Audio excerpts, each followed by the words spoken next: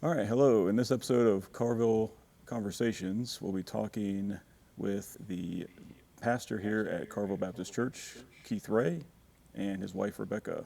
I'm Anthony Stellarini, And I'm Jessica Stellarini. and we'll be here getting to know the pastor and his wife a little better today. So, starting off here, introduction. Rebecca, you want to start? Sure. I am Rebecca Ray. We have two children. We have two boys, Jonathan and Sam. I've been married to Keith for 25 years now. And Best time of your life. that's right, it has been. And yours too.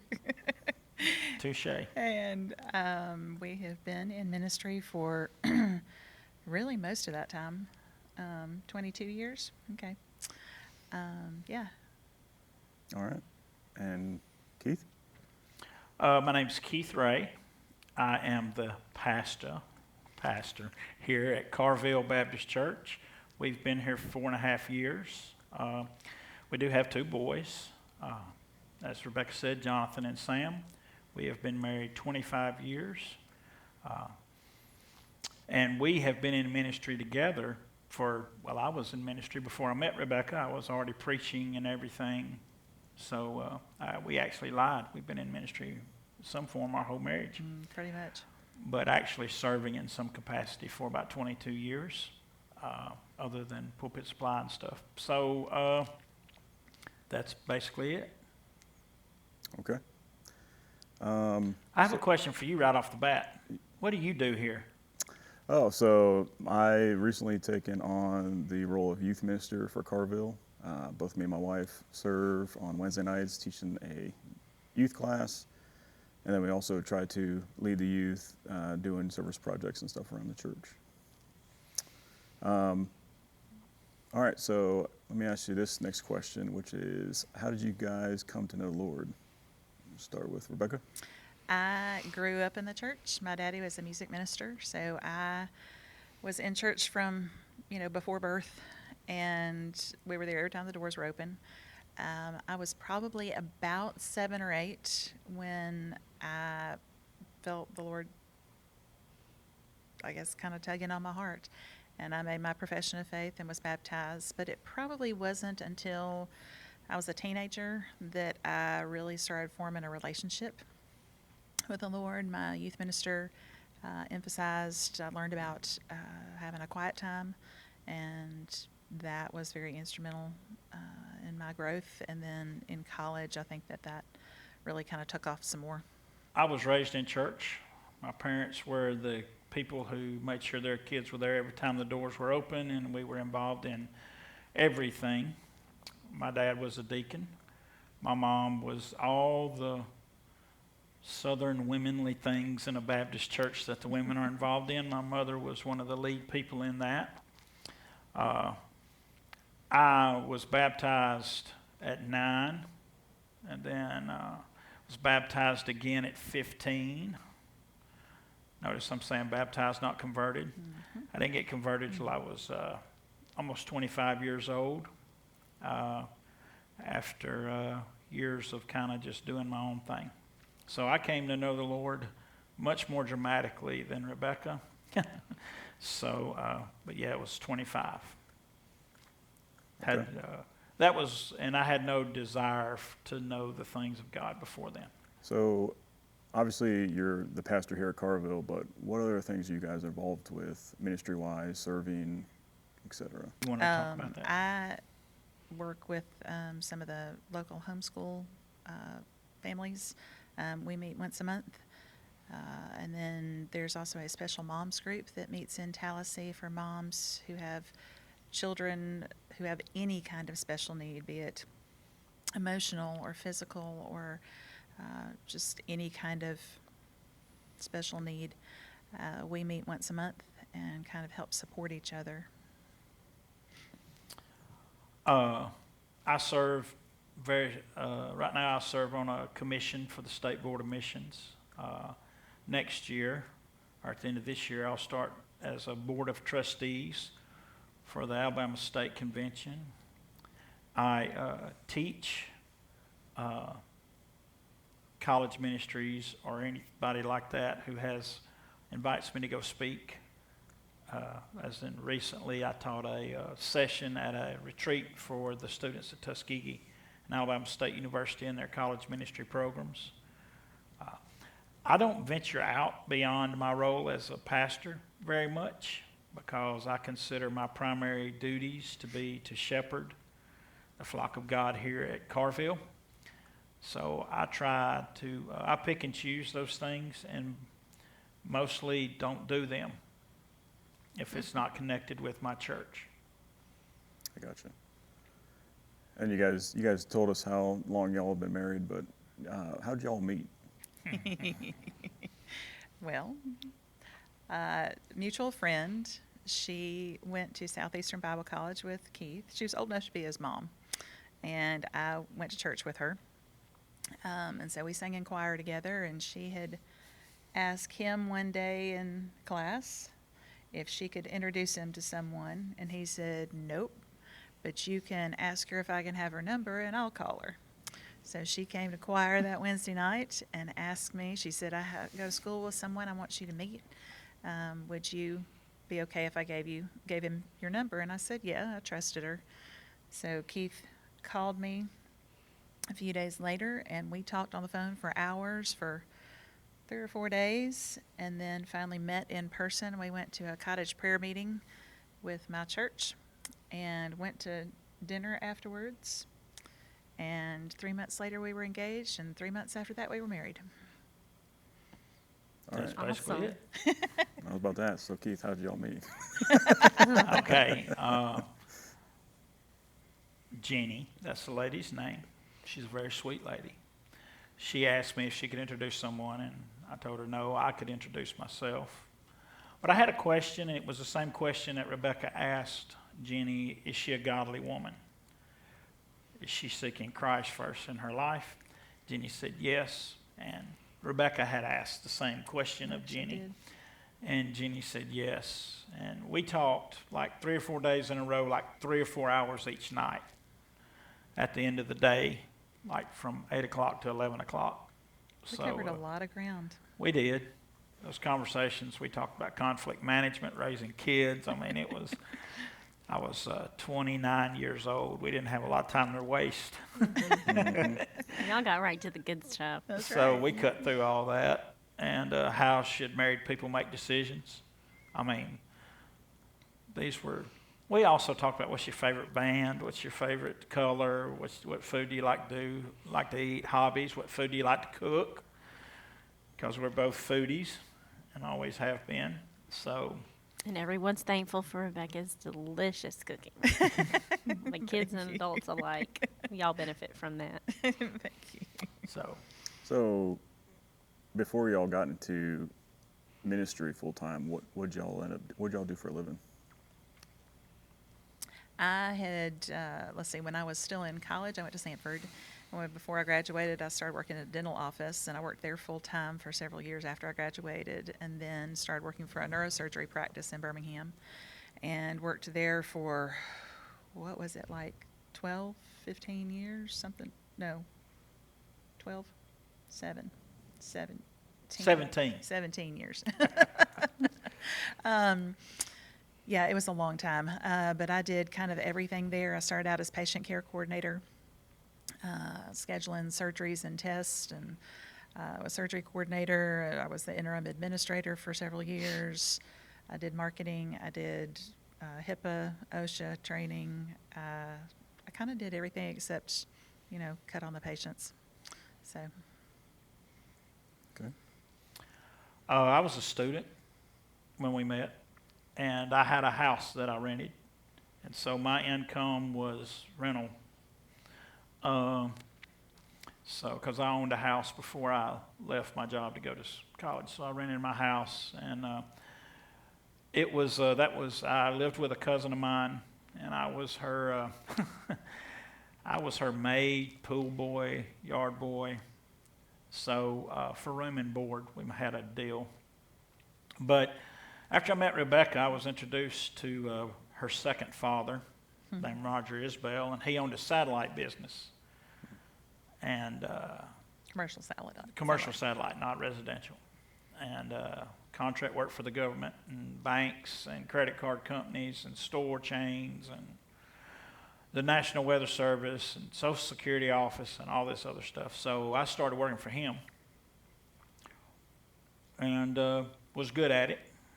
Not bragging, just was. And we wound up eventually one day owning that business. So that was what I did. There was a period of time when Jonathan was born, because he was born early, where I had many jobs. I was a helper for an air conditioner guy. I taught at Southeastern Bible College at night. I pulpit supplied, and I also did satellite work. And so I've done a lot of stuff. And So- before that, you were, And before that, I was in the Navy, and I was an F-18 mechanic, hydraulics and airframes, and would have made a career out of the Navy, but God had other plans and closed those doors. So that's basically it in an overview. Okay, cool. I did have one question come off of that. So what was it that led you to want to get into become a full-time pastor? Well, when I first, started preaching in 1997. I did that for 2 years, and I thought, I'm ill-equipped for this. I need to be trained. My mentor had a doctorate. I got saved on a Saturday, and the next Tuesday I started a relationship with a retired pastor. He was highly educated, very intelligent, but also a really good people person. precious. He had that mix of, he could take the difficult concepts and put them down there and explain them to a 5-year-old, and they would understand difficult doctrine. He was just gifted. He became my mentor, and I told him I was ill-equipped.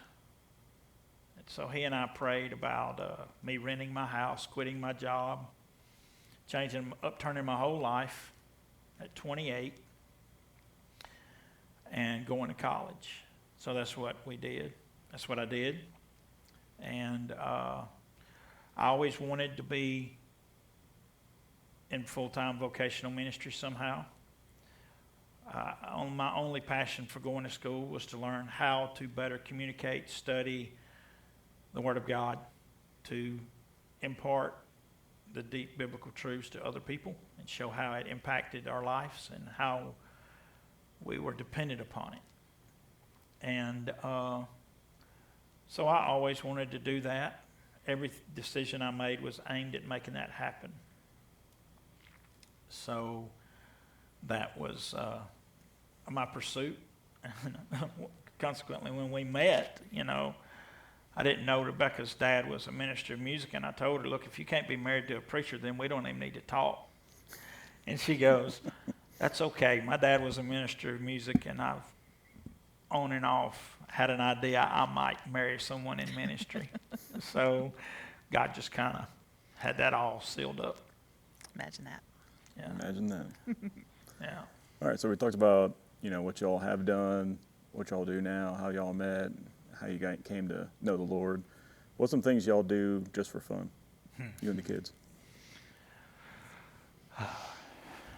We'd like to cook. Yeah, love to cook. Like to cook. We get in the pool.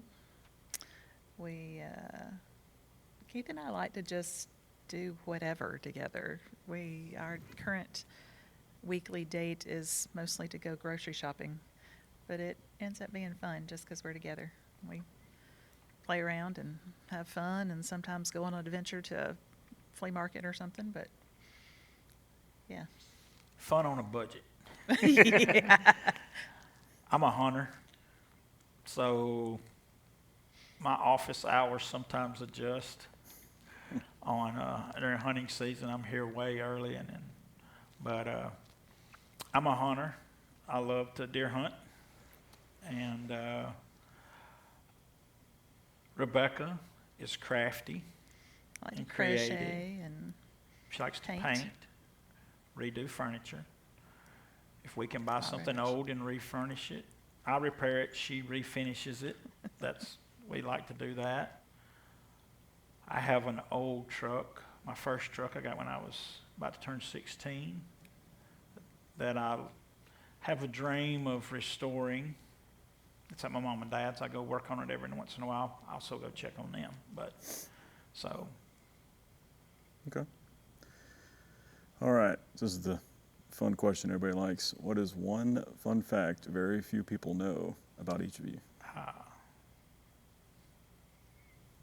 Oh dear. Fun fact about me. We are in the sanctuary now.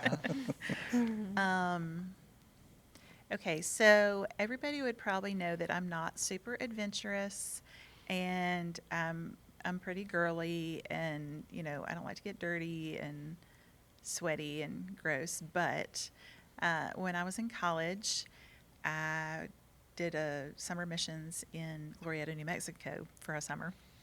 And while I was there, I went spelunking. So crawling around on my belly in a pitch black cave in the mud. So that is my most adventurous thing that I have done. And very unlike me. All right. It's a fun fact about you, babe. I love cartoons, old cartoons, Especially. Tom and Jerry. Yeah. Looney Speedy Tunes. Gonzalez is like my favorite dude ever. And Arriba, arriba, arriba. yeah, I'm not doing that where other people can hear me. Yes, I love Speedy Gonzalez almost as much as I love Johnny Cash. That's a lot. That's a lot. All right. Last question we got, unless anybody else has anything else after this, but what is your dream for Carrville Baptist Church? I would love to see the nursery and the kids' classrooms full and people involved and have a desire to be here and be involved and do life together and minister to the children and to future generations. I think Carrville loves each other well, but I think that we can go way above and beyond that too. Keith?